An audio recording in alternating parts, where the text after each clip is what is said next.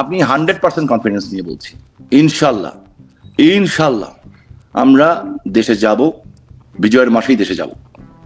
বিজয়ের মাসে আবার বিজয় হবে শেখ হাসিনার, এবং এই বিজয়ের মূল নায়ক হবে বাংলাদেশের জনগণ। জনগণ আজকে বুঝতে পেরে গেছে যে what's going on. People's are not stupid. সবসময় পিপলসকে স্টুপিড বানানো যায় না।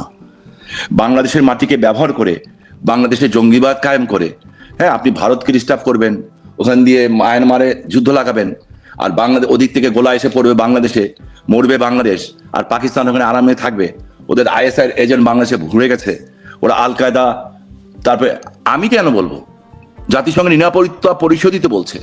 আর বাড়ি ভাই, আপনার দেশের ইজ্জত কোথায় আছে এখন? এই যে মির্জা হাফিজ সাহেব, মুক্তিযোদ্ধা, আমি ওনাকে রেসপেক্ট করি, উনি এখন ভারপ্রাপ্ত রাষ্ট্রপতি। কয়েকদিন আগে দেখলাম কি জুলাই যোদ্ধা না কাদের সম্বর্ধনা অনুষ্ঠান, ওই অনুষ্ঠানে উনি উপস্থিত, মহামান্য রাষ্ট্রপতি উপস্থিত, মাননীয় স্বরাষ্ট্রমন্ত্রী উপস্থিত, মুক্তিযোদ্ধা মন্ত্রী উপস্থিত, মুক্তিযোদ্ধা প্রতিমন্ত্রী সাদেক হোসেন খোকাবার ছেলে উপস্থিত। আমি দেখলাম ওইখানে এমন ভাবে হইচই হলো যে পৃথিবীর সমস্ত দেশের রাষ্ট্রদূতরা, অ্যাম্বাসেডাররা ওখানে ছিলেন, তারা দৌড়ে ওখান থেকে পালিয়ে গেলেন। এরপরেও এই দেশে ইজ্জত থাকে? এরপরে তো এই দেশে ইজ্জত কোথায় আছে আমি জানি না। এই রিপোর্ট কি পৃথিবীর সব দেশে যায় নাই? পৃথিবীর সব দেশ এখন বুঝতে পারছে। আমি যেই দেশে বসে আছি, মার্কিন যুক্তরাষ্ট্র, এখানে আমি আগেও ছিলাম, আমার অনেক ছোট ভাই আছে, আমার সন্তান আছে যারা এখানে প্রচন্ড হাই প্রোফাইলে থাকে, কাজ করে, মেইন স্ট্রিমের সাথে কাজ করে, এদের মতামত কি আমি জানি। সো ইউরোপিয়ান ইউনিয়ন কি চিন্তা করছে সেটাও জানি। এরা কেউই আরেকটা এক্সট্রিমিস্ট কান্ট্রি হোক, এবং বাংলাদেশ যদি আমি একদম স্ট্রেট বলতেছি আপনাকে, আর্মির 2 জন বড় বড় অফিসারের সাথে কথা হলো, আমাকে বললেন ওনারা যে কি করছেন, কি ভাবছেন শাহিন ভাই। আমি বললাম যে আসবেন নাকি? আমি বললাম যাই না, আপনারা ব্যবস্থা করেন, আপনারই তো দেশের সেনাবাহিনী, যা কিছু করেছেন আপনারই তো করছেন। তো উনি বলেন জলদি আসার ব্যবস্থা করেন। আমি বললাম ফাইন, কেন? বলে দরকার হলে বিএনপির সাথে আপনারা নেগোসিয়েশন করেন। আমি সেটা তো বিএনপির বুঝতে হবে। বিএনপি একটা ডানপন্থী দল, মধ্যপন্থী ডানপন্থী দল। আজকে বিএনপি 100% চরম উগ্র ডানপন্থীদের কবজায় পড়ে গেছে। ওর কয়দিন পরে ওনাদের নিঃশ্বাস নেওয়ার জায়গা থাকবে না, একুল ওকুল দুকুল হারাবে ওনারা। আপনি আমার এই কথাটা লেখে রাখেন। ফ্র্যাঙ্কেস্টাইনের সাথে বন্ধুত্ব করে কোনো লাভ নাই। মনে করছেন যে এইভাবে থেকে উনি প্রধানমন্ত্রী থেকে যাবেন? Not at all. যদি আওয়ামী লীগ, ওরা যেটুকু এখন পর্যন্ত চেক অ্যান্ড ব্যালেন্স করছে, আওয়ামী লীগের ভয়ে করছে, শেখ হাসিনার ভয়ে করছে যে কখন ফিরবেন, এই কারণে এই ভয় চলে যায়, আগামীকাল বিএনপি ক্ষমতা থাকবে না, তারেক সাহেবও ক্ষমতা থাকবেন না। এটা আপনাকে আমি লিখিত দিচ্ছি। এই দুই সেনা কর্মকর্তা কি আপনার কাছ থেকে খবর নিলেন আসলে আওয়ামী লীগ কি চিন্তা করছে? নো, তারা, আমি জানি তারা দেশপ্রেমিকের সন্তান, তাদের বাবা মুক্তিযুদ্ধ ছিলেন, এইটুকু আমি জানি। তারা চিন্তিত দেশ নিয়ে। তখন আমি বললাম যে আপনি সেনাবাহিনী, আপনারা পারছেন না? কেন আমরা পারবো না? আমি কেন? তো কেন উত্তর পেয়েছি ওটা আমি এখন আর ব্যাখ্যা দিতে চাই না, কারণ আমাদের সেনাবাহিনীর ভাবমূর্তি নষ্ট হোক এটা আমি চাই না, কারণ আমাদের সেনাবাহিনীর একটা ব্যাপক ভাবমূর্তি সারা বিশ্বে তৈরি হয়েছে, বাট ওটা কিন্তু নষ্ট হয়ে যাচ্ছে, আস্তে আস্তে নষ্ট হচ্ছে। এবং দেখবেন এইসব বিষয়ে কিছু আন্তর্জাতিক বিশ্বের থেকে বেশ কিছু খবরদারি যাবে, এই কিছুদিনের মধ্যেই যাবে। আইসিটি ব্যাপারে যাবে, ওনাদের ব্যাপারেও যাবে, হয়তোবা মেবি, না যাক আমি চাই, কিন্তু যাবে। ওনারা আমাকে ভয় একটাই নিয়ে আছে যে জাতিসংঘ বাহিনী, সেনাবাহিনী তো সবসময় সেটাই চিন্তা করলো। আরো অনেক বিষয় আছে, দেখা যাক, আমরা দেখি, ওয়েট এন্ড সি। আগে থেকে কমেন্টস করতে খুব লাভ নেই। সেটা উনি বললেন যেটা খুবই অ্যালার্মিং। উনি আমাকে বললেন শামীম ভাই, একজন শামীম ভাই বলেন, একজন শামীম সাহেব বলেন, আমাকে এইভাবে বললেন, যদি আলাম যে কি হবে, বলল যে এই সাবকন্টিনেন্টে না, সারা পৃথিবীর মধ্যে বাংলাদেশ একটা সবচেয়ে বড় extremist, terrorised and Islamic extremist country হিসাবে পরিণত হবে। আপনারা চেক দিতে পারবেন না? বলুন না, আমরা পারবো না। তাহলে কাকে চেক দিতে হবে? বললো এইটা চেক দেওয়ার ক্ষমতা একমাত্র জাতির পিতার কন্যা ছাড়া কেউ পাবে না। So do something. ওনারা আমাদের সহজ হিসাবে যাচ্ছেন যে বিএনপির সাথে কথা বলেন, হ্যামতেন করেন। তাই না যে আমরা বিএনপির সাথে কথা বলবো কিভাবে? বললো আপনারই তো বিএনপি ইলেকশন করলেন। দে আর ট্রু, আমি করেছি, আমি নিজেও করেছি। আমাদের একটা আদর্শ আছে, আমাদের বাড়ি ঘর সমস্ত কিছু ভেঙেছে বিএনপি। 98% বিএনপির লোকেরা ভেঙেছে, পিছনে জামাত ছিল। হ্যাঁ, সুপ্ত আর গুপ্তর খেলা চলতেছে এখনো, যে কারা ওদের ভিতরে সুপ্ত আর কারা গুপ্ত আমি জানি না।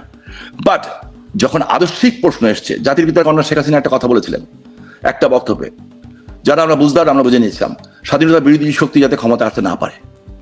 তখন ভোট হয়েছে না ভোট হয়নি এটা ব্যাপার না, কিন্তু এর ভিতরেও কিন্তু সমীকরণ ছিল। আমার এলাকাতে প্রথম চুরি ধরা পড়েছে, আমার এলাকায় নারায়ণগঞ্জ 3 আর 4 ওটাকে কেটে দিয়ে 2 করা হয়েছে। নারায়ণগঞ্জ 3-এর যিনি এমপি ক্যান্ডিডেট, যে মান্নান নাম ওনার, গোদনাইল ধনকুন্ডা স্কুল, বিকাল 5:30 পৌনে 6টার মধ্যে জামাত ইসলামের আমি ওখানে ঢুকে ভোট কাটা শুরু করেছিল। খবর কিন্তু বিএনপি পায়নি, আমি পেয়েছি। সাথে সাথে জানিয়েছি তাদের, এবং জার্নালিস্ট পাঠিয়েছি, ধরাও পড়েছে হাতে হাতে, ভিডিও ফুটেজ এসেছে। আমরা কেন চেয়েছি? আমরা মনে করেছি ওকে ফাইন, বিএনপি একটা মধ্যপন্থা অবলম্বন করে, ডানপন্থী কিন্তু মধ্যপন্থা আন্দোলন করে, অন্তপক্ষে ইয়ে করবে না। হ্যাঁ, বিএনপির সময় অস্ত্রপতি জেলা এসেছে, বাট এরা ইসলামিক এক্সট্রিমিস্ট না, কিংবা আমার দেশকে ব্যবহার করে অন্য দেশে তারা লস্করে তৈয়বা কিংবা আল কায়দা পাঠাবে না। এইটাই আমাদের একটা ধারণা ছিল, কিন্তু আমার মনে হচ্ছে এখন তারা তাদের হাতে বন্দী হয়ে গেছে। এই নীতি বন্দী হয়ে গেছে, তারা আপনাদের সাথে বিট্রে করলো, আইন পাস করলো, হ্যাঁ বিট্রে করে আবার বিলও পাস করলো, সবই করতেছে। তো দ্যাটস ফাইন, ওনারা যা কিছু করার করুক। So actually betray is always betray, once a betray is always betray. তো কোন একটা পর্যায়ে আলোচনা দরকার, তাই তো? জি জি জি, আলোচনা তো উচিত ছিল। আমরা তো ভেবেছিলাম যে তারা আলোচনা করবে, আলোচনা না করে আমাদের নামে একের পর এক মামলা দিয়ে যাচ্ছে। বাড়ি ভাই, আপনার মাধ্যমে বলতে চাই, যারা আমাদের নামে মামলা দিচ্ছেন এবং দিয়েছেন, আইসিসিতে যে মিথ্যা সাক্ষী দিয়েছেন, আমি লতে সারা বাংলাদেশে 6ষ্ঠ স্থান অধিকার করেছিলাম। আইন আমি খুব ভালো বুঝি। সো মিথ্যা সাক্ষী দেওয়া এবং মিথ্যা মামলা করা এটাও কিন্তু একটা চরম অপরাধ। যাদের কথায় আপনারা মামলা দিয়েছেন এবং যাদের কথায় যে মামলা সাক্ষী দিচ্ছেন, পরে বলবেন ভাই আমরা কিছু জানতাম না, আপনাদের কিন্তু ফেস করতে হবে এটা, because we have all the proof, audio video সব কিছুর প্রুফ আছে, কে কোথায় কখন ছিলাম। এর বেশি কিছু বলবো না। সো যাই কিছু করেন, একটা জিনিস মাথায় রাখবেন, nothing is permanent in this world. কিচ্ছু পার্মানেন্ট না, আমরাও না, একমাত্র মৃত্যু ছাড়া কিচ্ছু পার্মানেন্ট না। দুজন সেনা কর্মকর্তার সাথে আপনি আলোচনার কথা বলেন, আর কাদের সাথে আলাপ হয়? আলাপ অনেক মানুষের সাথে হয়, সবটা তো আর বলা যায় না ভাইজান, অনেকের সাথে আলাপ হয়। বিএনপির লোকদের সাথেও আলোচনা হয়। বিএনপি কি সবাই স্যাটিসফাইড? না, সবাই স্যাটিসফাইড না। যেমন আমি একটা কথা বলি, যে বিএনপি যে সবাই স্যাটিসফাইড না, ছোট্ট একটা উদাহরণ দিই। হ্যাঁ, আমি জানি আমাকে এটা কাবার দেওয়ার জন্য সে হয়তো আমার কালকে আমার বিরুদ্ধে হয়তো উত্তর দিতেও পারে। ছোট মানুষ, বাচ্চা মানুষ, আমি ওর নামটা জানি না, ভুলে গেছি। বাট ওনার বাবাকে আমি খুব সম্মান করতাম, সাদেক হোসেন খোকা সাহেব ছেলে। ওদের সম্ভবত কিছু একটা প্রতিমন্ত্রী হবে মনে হয়, মুক্তিযুদ্ধ, আমি জানি না ঠিক, মুক্তিযুদ্ধ বিষয়ক প্রতিমন্ত্রী। তাহলে হ্যাঁ তাই হবে। ওই যে যেদিন ওই যে রাষ্ট্রপতিকে বেইজ্জত করে সব অনুষ্ঠান বন্ধ করে দেওয়া হলো, স্বরাষ্ট্রমন্ত্রীকে বেইজ্জত করা হলো, আমি দেখলাম মুক্তিযুদ্ধের রক্ত কিন্তু মুক্তিযুদ্ধের রক্ত। সে কিন্তু ঠিক খেপে গেছিল, খেপে যে মাইকে সে যে কিন্তু ডাইরেক্টলি বলেছিল কিসের জুলাই যোদ্ধা, কি অবদান আপনাদের, রীতিমতো সে খেপে গেছিল। ছোট মানুষ, বয়স কম, এবং ধমকও দিয়েছিল।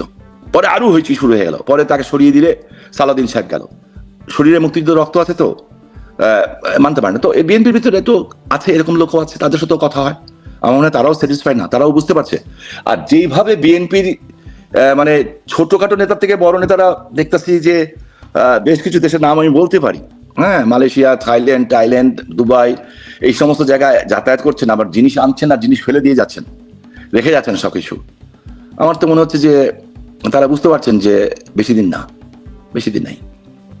সো আমি আর আরেকটা জিনিস কি, ডক্টর ইউনূস রাষ্ট্রপতি হবেন এরকম একটা ধারণা অনেকের ছিল, এরকম একটা নেগোসিয়েশনও ছিল। তারেক রহমান প্রধানমন্ত্রী, ইউনূস রাষ্ট্রপতি। তো এই জায়গায় আমি বিএনপিকে ধন্যবাদ দিতে চাই, যে অন্তপক্ষে যেই লোকটা দেশটাকে একেবারে ধ্বংসের দ্বার প্রান্তে নিয়ে গেছেন না, গর্তে ফেলে দিয়েছেন অলরেডি, হ্যাঁ, যার কারণে হাজার হাজার বাচ্চা মারা গেছে, যে আমাদের দেশটাকে একটা জঙ্গি রাষ্ট্রে পরিণত করে দিয়ে গেছে অলরেডি, তাদের এন্ট্রেন্স দিয়ে দিয়েছে, তাকে রাষ্ট্রপতি বানান নাই, এই জন্য ধন্যবাদ। কিন্তু you have to pay for this, ওনাদেরকে কিন্তু এই জন্য পে করতে হবে। And wait and see. আর আমাদেরও যারা আছেন আওয়ামী লীগের নেতা কর্মী, তাদের উদ্দেশ্যে বলতে চাই, আমাদের এনিমি কিন্তু একটা না, আমাদের এনিমি ট্রাইঙ্গুলার। আমাদের অনেকগুলি শক্তির সাথে একসাথে লড়াই করতে হবে, এবং আমরা লড়াই করব। বাড়ি ভাই, আপনি নিশ্চিত থাকেন, আমি বাঁচি আর মরি, আমি যদি চলেও যাই, দীর্ঘ রাজনৈতিক অভিজ্ঞতায়, শামীম ওসমান, দীর্ঘ রাজনৈতিক অভিজ্ঞতায় নতুন একটা আওয়ামী লীগ দেখেন এখন মাঠে? নতুন আওয়ামী লীগ নতুন একটা নিউ ব্লাড, এমন সব নিউ ব্লাড এরা আগে কোনদিন হতো আওয়ামী লীগ করে না, তারা জান প্রাণ দিয়ে। অবভিয়াসলি এখন অনেকে এগিয়ে আসছে যারা মানে টু বি অনেস্টলি সবাইকে আমি মানে ওইভাবে নামও জানি না, and they are taking all the risk. কেন? তারা দেশকে ভালোবাসে। কেন? তারা বঙ্গবন্ধুকে ভালোবাসে। কেন? তারা নিজেকে ভালোবাসে। কেন? তারা জাতির পিতার কন্যাকে ভালোবাসে। আমরা চাই আগামী নেতৃত্ব তাদের হাতে যাক, আমরা এটা চাই, আমি চাই অন্তপক্ষে। বিকজ আপনাদের ফিরে আসা, আপনাদের দেশে ফিরে আসার কথা যখন হচ্ছে, তখন গত কয়েকদিন যাবৎ আরেকটা কথা সামাজিক যোগাযোগ মাধ্যম হচ্ছে যে অনেকে হয়তো আসবেন না, যারা আসবেন না তারা আওয়ামী লীগ থেকে বহিষ্কৃত হবে। আমি এরকম কথা শুনিনি।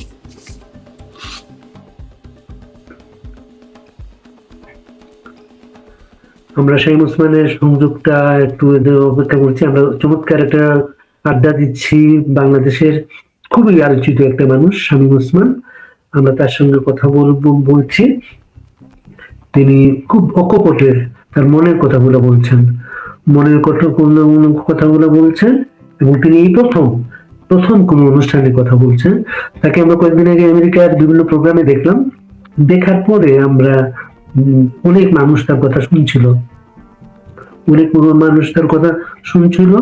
আমরা তার সংযোগটা দিচ্ছি, আমরা অপেক্ষা করি। অনেক মানুষ তার কথা শুনছিল, আমরা তাকে কন্ট্যাক্ট করলাম। কন্ট্যাক্ট করার পরে উনি আমাদের সাথে কথা বলতে রাজি হলেন। তার সাথে আমাদের ব্যক্তিগত একটা সম্পর্ক বহু বছরের। যখন নারায়ণগঞ্জের চাষাড়ায় আওয়ামী লীগ অফিসে বোমা হামলা হয়, সেই রাত্রে আমি স্পটে ছুটি দিয়েছিলাম। সেই স্পটে একটা ভয়াবহ একটা পরিস্থিতি ছিল তখন পুরা নারায়ণগঞ্জ জুড়ে। তখন তাকে কিন্তু সেখান থেকে সিএনএইচে নিয়ে আসা হয়েছিল। সিএনএইচে অনেকদিন কিন্তু তিনি চিকিৎসাতে ছিলেন, তো সিএনএইচ থেকে তার সাথে কথা হতো। ভাই আমার লাইনটা বোধহয় ডিসকানেক্ট হয়ে গেছে। না ঠিক আছে, আমরা আসলে আপনার ইয়েটা আর কি, আপনি ওই নেত্রী কি বলেন আপনাকে? হ্যাঁ, নেত্রী একটা কথাই শুধু বলেন যে আল্লাহ যখন বাঁচিয়ে রেখেছেন, এবং ভাই এই কথা বলে আমি একটা কথা বলতে চাই আপনাকে। হ্যাঁ, এটা আপনি আমাকে একটু বলার সুযোগ দিন। হ্যাঁ, মধ্যে 2 মিনিট আমি শেষ করবো কথা। অবশ্যই। আমি রাজনীতি কিন্তু আগে অন্যভাবে বুঝতাম, যেমন এখনো অনেকে বুঝে। হ্যাঁ, আমিও বুঝতাম তেমন ভাবে। রাজনীতি মানে নাম হবে, নেতা হব, এমপি হবে, মন্ত্রী হবে, পার্টি সেক্রেটারি হবো, প্রেসিডেন্ট হবো। আমাকে আমার নেত্রী 2 বার মন্ত্রী দিয়েছেন, আমি হইনি। আমাকে ছাত্রলীগের জেনারেল সেক্রেটারি বানিয়েছেন, আমি দেওয়াল টপকে পালিয়ে গেছিলাম, হইনি। হ্যাঁ, যখন অসীমদা হয়েছিল ছাত্রলীগের সেক্রেটারি, তখন হ্যাঁ সুলতান ভাই নিয়ে গেছিলেন, আমি দেওয়াল টপকে আমি পদ পদবিতে যাইনি কোনো সময়। আমি চাইনি হতে, আমার কোন বাইন্ডিংসে থাকতে ভালো লাগে না। তো আমি একটা কথা বলতে চাই। হ্যাঁ, তো তখন তো রাজনীতি বুঝতাম না, ছোট মানুষ ছিলাম। যখন আস্তে আস্তে বুঝতে শিখলাম, তখন বুঝলাম যে আচ্ছা ঠিক আছে, এটা হওয়া দরকার। এটা অনেকে বন্ধু বান্ধব বলতো, কেন হবি না, মন্ত্রী হও, এটা হও, এটা হও, এটা হও। 2001-এ জাতির পিতার কন্যা যে শেখ হাসিনা, যাকে আমরা অসম্মান করলাম, চরম অসম্মান করলাম, বেজ্জত করলাম কিছু লোকের দ্বারা, যে সম্মানটা আল্লাহ তাকে ফেরত দিবেন, এটা আমি আপনাকে গ্যারান্টি দিয়ে বলছি। ইনশাল্লাহ, ইনশাল্লাহ, ইনশাল্লাহ, ইনশাল্লাহ। এমন কোনো অলি আলিয়ার দরবার নাই যে তার জন্য দোয়া হচ্ছে না। বাংলাদেশের লাখো কোটি কোটি মানুষের হাত তার জন্য উঠে আছে। ভুল করলে আমরা করেছি, উনি করেন নাই। ভুল করলে আমরা করেছি। এই ভদ্র মহিলা 2001-এ গেলেন মিটিং করতে নারায়ণগঞ্জে 2,500-এ, দুপুর 1টা বাজে। বাড়ি ভাই, বিশ্বাস করেন, কাঠ ফাটা, মানে গরম, মানে কি একদম ভাদ্র মাসের গরম। আমি তখন ছিলাম আওয়ামী লীগের সেক্রেটারি, মাইক কন্ট্যাক্ট করছি, উনি বক্তব্য দিলেন, শেষ করলেন। আমি একদম তখন অলরেডি গোপালগঞ্জে 75 কেজির ওজনে যে বোমা, সেটা পাওয়া গেছিল। তো সবাই ওনার নিরাপত্তা নিয়ে খুবই অডিট। তো উনি মিটিং শেষ করে চলে গেলেন। আমার পাঞ্জাবি পায়জামা ভিজে, মনে করেন একেবারে মানে নিজের কাছে নিজে মানে ঘৃণা লাগছিল যে এত মানে নোংরা অবস্থা। তো এসএসএফ এর গাড়ি চলে গেল, হেলিকপ্টার এসেছিলেন আপা। তো কিছুক্ষণ পরে এসএসএফ ফেরত আসলো, এসে আমাকে বলছো, স্যার স্যার স্যার স্যার। আমি জি। বলে আপনাকে মাননীয় প্রধানমন্ত্রী ডাকছেন। আর আমাকে কেন? বলো আমরা যাই না। একটু তাড়াতাড়ি আসেন। তো আমি আবার লাফ দিয়ে গাড়িতে উঠলাম, জিপে উঠলাম, গেলাম, টান দিয়ে গেলাম। ওখান থেকে 1 থেকে 1.5 কিলোমিটার দূরে একটা হেলিকপ্টার সেনাবাহিনী রাখা। হ্যাঁ, আমি দেখলাম তার থেকে 100-200 হাত দূরেই বেশ কিছু মহিলা, ভাই তখন বাংলাদেশের একদম গ্রামের মহিলা, 2,500 গ্রাম এলাকা এটা। ব্লাউজ পরা নাই, কিছু মহিলা, বয়স আমার মার মতো বয়স, সবাই মানে 60 ঊর্ধ্ব বয়স, সবার 70-75 বছর বয়স, ছিঁড়া শাড়ি পরা, বুড়া বৃদ্ধ মানুষগুলি সব লুঙ্গি পরা, পাঞ্জাবি পরা, কিছু মানুষের মাথায় টুপি আছে, কিছু মানুষের টুপি নাই। আর ছোট ছোট বাচ্চা, এর মধ্যে মনে করেন 100-200-300 বাচ্চা, এর মধ্যে মনে করেন ম্যাক্সিমাম কাপড়ই নেই শরীরে, ন্যাংটা পিচ্ছি আর কি, 3-4-5 বছরের বাচ্চা। ওরা তো জানে না এটা কে। তোরা বাচ্চাগুলি হাসিনা বলে হাত দেখাচ্ছে। তা আপা হেলিকপ্টার আমাকে বললেন যে শামীম তুই একটু যাবি আমার সাথে। আমি কোথায় আপা? বললো কুমিল্লা চান্দিনা যাবো জনসভা। আমি আপা আমার অবস্থা এরকম করে, কিচ্ছু হবে না। যে আমি সকাল থেকে কিছু খাইনি রে, হ্যাঁ আমি কিছু খাইনি, তুই যদি যাস তা তুই একটু 40-45 মিনিট বক্তব্য দিস, ওই সময়টা আমি সার্কিট হাউসে একটু রেস্ট নিবো আর একটু কিছু খাবো। আমার অনেক মায়া লেগে গেল। বললাম আচ্ছা আপা এই অবস্থায় যাবো? বললো হ্যাঁ চলো, কিচ্ছু হবে না। বললাম জি আচ্ছা চলেন। তো উনি হেলিকপ্টার দিয়ে উঠছেন উপরে, 4টা-5টা সিঁড়ি উঠেছেন, ভাই আল্লাহকে সাক্ষী রেখে বলছি, 4টা-5টা সিঁড়ি উপরে উঠেছেন। হঠাৎ করে দেখলাম ইউটার্ন দিলেন, নামলেন, নেমে ওই মানুষগুলির দিকে চলে যাচ্ছেন। সেনাবাহিনী দৌড়ে আসলো, SSF PGR সব, স্যার যাবেন না স্যার প্লিজ স্যার যাবেন না স্যার। উনি বলেন সরো করতে, একটা সময় ধমক দিলেন, সরো। এটাই জাতির পিতার মেয়ে, ওরা আমাকে মারবে না, আমাকে কারা মারবে আমি জানি। দেন উনি ইন করলেন। আমি দেখলাম ওই বৃদ্ধা মহিলাগুলি ওনাকে জড়িয়ে ধরছে, ওনাদের বুকের মধ্যে ওনার মাথাটা দিয়ে আদর নিচ্ছে।